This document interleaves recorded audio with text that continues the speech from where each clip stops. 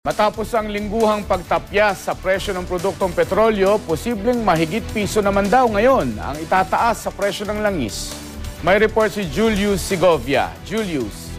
Nako Mark, matapos nga ang 13 sunod na linggong bawas presyo sa petrolyo, oil price hike naman daw ang aasahan ng mga motorista ngayong linggo. Ayon mismo sa DOE, tumaas ng hanggang $7 kada bariles ang presyo ng krudo sa world market. Pero ayaw sabihin ng DOE kung magkano eksaktong taas presyo sa local pump.